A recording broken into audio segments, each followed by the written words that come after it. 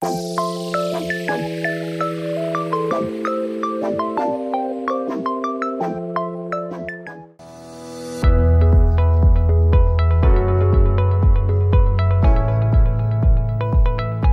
pristatom parodą ir labai kviečiam apsilankyti Plungės kultūros centre Emilijos Broneikos Nepažintas pažįstamas tyrimas P. Ir šita paroda tai fotografijų paroda, gimusi iš tokio klausimo galbūt, kas mes esam kaip plungiškiai, kas mus sieja kaip žmonės gyvenantys šitame mieste. Ir Emilijus ėmėsi iniciatyvos, sako, noriu daryti parodą, atėjo ir mes turėjom jam suteikti galimybę ir iš to bendradarbiavimo išvystėm tokį, tas tyrimas atsirado tada. Ne tik, kad fotografavome žmonės, bet to pačiu ir tyrinėjome, iš ko susidaro tas mūsų bendruomenės ratas, kas mes tokie čia atsiduriam ir kokių žmonių aplinkui mus yra. Supratom, kad ta mitinė plungiškių, ta įsivaizduojama būtybė, jinai ir susideda iš mūsų plungiškių, iš mūsų profesijų, iš mūsų buvimo, tai ir sudaro tą mitinę plungiškių tapatybę. Jo, jin tokia neapibrėžta gavosi ir gal šita paroda tokia yra labiau ne akcentuoti kažkokius žmonės ar kažkokias profesijas, bet labiau braižyti tą miesto žemėlapį socialinį. Kad supras, kad miestas susideda ne iš kažkokių struktūrų, ne tik iš pastatų, bet ir iš mūsų buvimo. Čia. Kalbinom, fotografavom 26 žmonės ir iš viso nuotraukų išėjo 75, plius minus. Ir iš tikrųjų, kai tu pakalbi su tai žmonėm, tu supranti, kad ta tapatybė nėra tokia paviršutiniška plungiška. Jinai turi gilesnę prasme, jinai iš vis tokia yra labai prasminga, labai gili. Labai įvairi. Įvairi, kaprizinga labai. Taip. Man atrodo, kad geriausiai apibrėžtų, kai išvažiuoji į užsienį ir sutinki iš Plungės žmogų. Tai tada atsiranda toks natūralus ryšys. Ir kas tas ryšys yra, man atrodo, kai taip galvoja, atrodo jis abstraktus. Bet kai pradedi kalbėti su visais čia esančiais, supranti, kad mus jungia tas vietos, ta topofilija vadinama, ta meilė vietai. Ir jinai kažkokia tokia stipri yra ir ypač tada, kai tu atsitolini save. O mes, kadangi labai konkrečiai ir klausim apie tą vietą, apie tą, kaip tu jautiesi čia.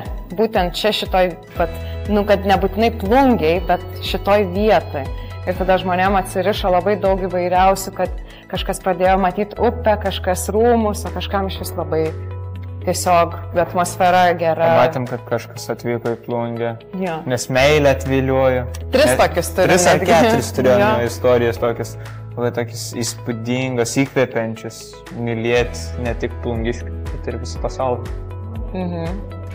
Tai aprašymuose yra surašyta fotografuojamų žmonių gyvenimo moto, čia dar mes surašėm palinkėjimą Plungiai, parašėm įspūdingiausią prisiminimą tokį.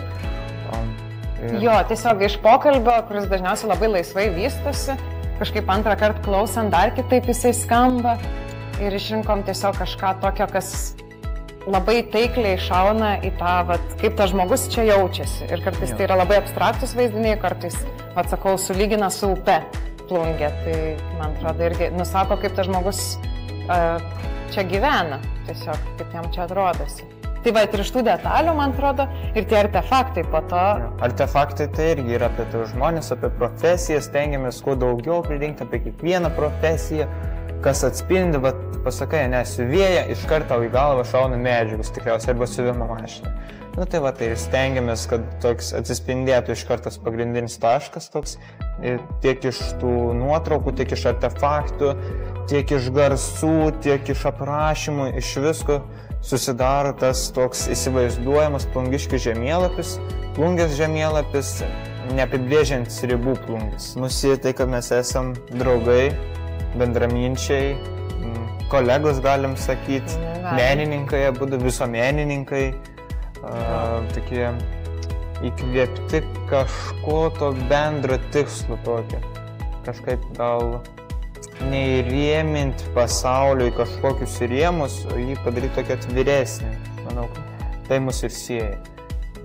Man dar taip atrodė labai svarbu, kai Emilijus atėjo ir pasakė, kad aš noriu, atrodė labai svarbu sakyti taip darom, o ne kad, gal čia, nes atrodo, kai aš irgi buvau tam, čia neseniai, bet irgi buvo, atrodo, kad tokių yra trukdžių ir kartais, kai atsiranda tas žmogus, kuris tau leidžia, paima už rankytis ir sako, jo, galima daryti, labai svarbu šitas yra. Tai man tiesiog iš tos pusės atrodė labai reikalinga kažkokia tokia.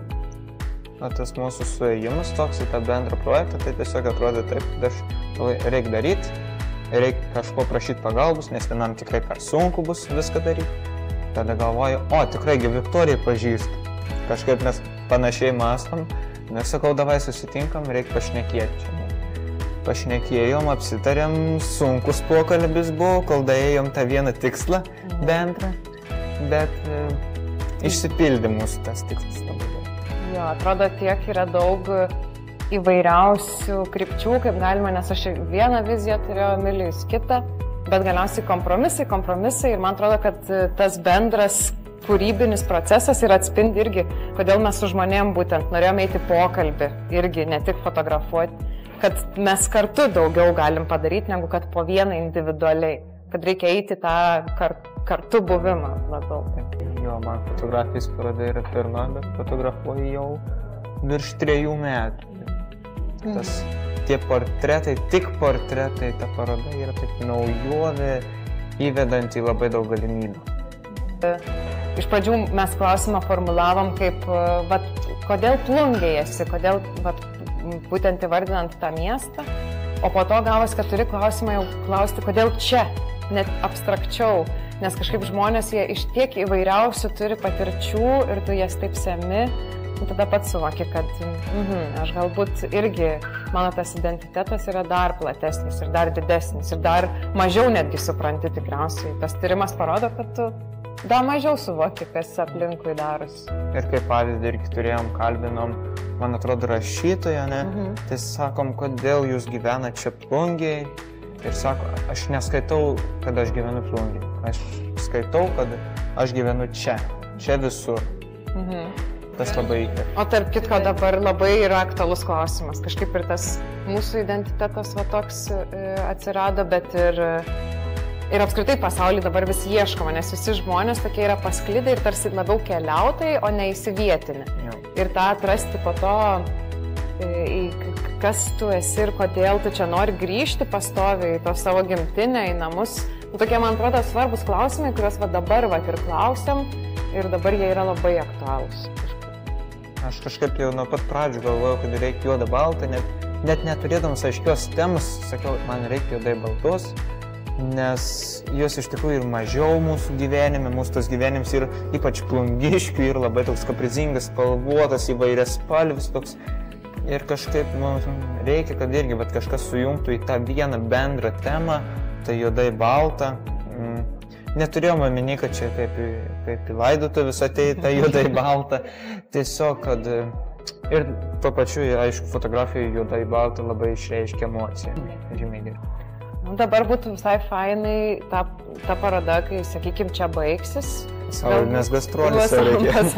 Jo, bet ją biškį dar paeksponuoti, galbūt galima ir papildyti ją, nes mes žmonių paėmėm tik 26, iš kiek Plungėj yra 14 000, tai tai labai daug tų galimybių, galima kaitalioti ar kažkaip padaryti kitaip, bet aišku, jau kitą kartą dar kitaip gautųsi.